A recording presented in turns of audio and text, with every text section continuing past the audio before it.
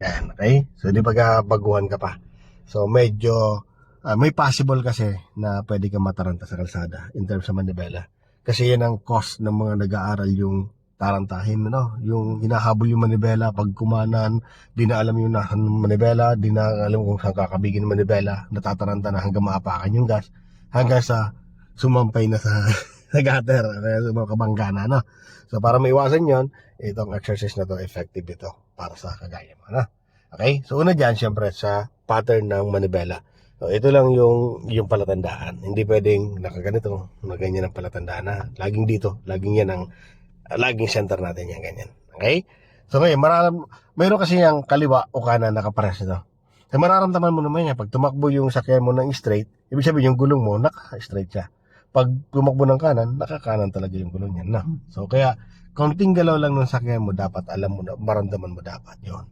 Okay? Dito sa exercise na to, effective yun. Kaya, gawin natin. Sige. Paggalawin mo konting sakyan mo. Go. Stop. Ha? So, ramdam mo. Diretso lang. Ibig sabihin yung gulong, diretso lang. So, wala kang babaguhin. Kasi, diretso lang. Ngayon, wag mong tatanggalin brake mo, ha? Ikutin mo siya ng kaliwa. Isang ikot. Yan, isang ikot. O, di ba kaparehas? Akala mo nakadiretso. Ngayon, tinan mo siya. Paggalawin mo. Stop. Di ba? Ramdam mo yan. Nasa kaliwa. So pag ramdam mo yung sakyan mo, dinadala ka sa kaliwa, wag kalimitan sa mga bago na gaya mo, pipigilan yung manibela, higpitan. Pero wala kang magagawa doon. Habang inihigpitan mo yan, dire-diretso pa rin yan. So gawin mo nan, kontrahin mo lang. Pag ganun, pakabila, na isang ikot lang din, na ganyang itsura din. Na, tinan mo siya, paggalawin mo. Di na siya pupunta doon. Nakama? So iko-correct mo lang siya. Okay, stop. Meron din kasi sa kanan yan. So ikot naman naman sa kanan naman. Okay, so ready ka na? Paggalawin mo. Stop. Diba? Dinadala ka niya na. Ibig sa pigilan mo siya, ikutin mo. Then, pagkatakbuhin mo siya. So, hindi na siya pupunta doon. Yun ang exercise na gagawin natin, ha? Okay? So, stop muna. So, start na natin yung exercise na yan. Ikutin mo ng kaliwa. Yes. Ngayon, pag binitawan mo yung brake, dapat hindi mo naapakan ng brake, ha? Kailangan baguhin mo sa manibela. Pero patakbuhin muna bago galawin yung manibela, ha? Okay? So, tanggalin mo yung gas mo. Sige, tanggalin mo. Baguhin mo manibela mo. Go. Kaya saka mo i-correct siya dahan-dahan. Pag pumusisyon, gitna. Okay, saka mo stop siya. Stop. Ngayon, ikutin mo naman siya ng kanan. Very good. Okay? Then, bitawan brake mo. Baguhin mo manibela mo. Saka mo siya i-position. Then, gitna. Na. Okay, stop.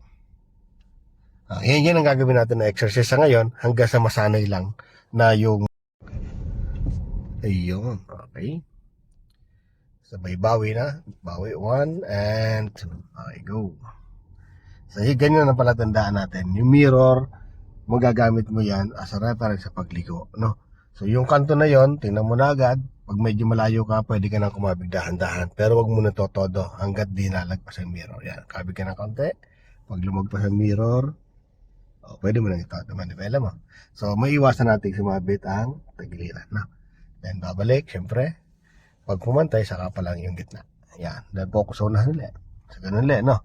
So, pakanan ulit tayo. So, mamaya, kaliwa naman. Kasi hindi lahat ng kalsada ay puro kanan lang, no? Meron din kaliwa. Okay? So, nandito ka pa lang, yung kanto na yon dapat tinitingnan mo na yon. Focus na agad. Naka-focus na yan. Yan, kasi tinitingnan mo yung gusto ng sakyan mo pag umihiwalay na. Okay? Huwag mo na todo, ha? Lagpas mo na mirror. Todo. Ayun. Okay. And balik.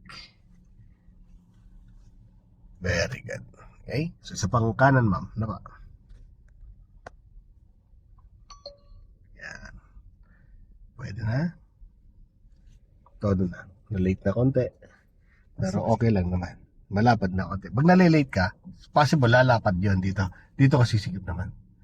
Kaya mayroon naman kalsada na gano'n na kailangan mong lagyan ng space, kailangan mo dikitan yung space, na gano'n na. So ito yung mga reference lang muna na ginagawa natin para pag nasa actual na tayo mamaya, hindi ka na mahirapan na.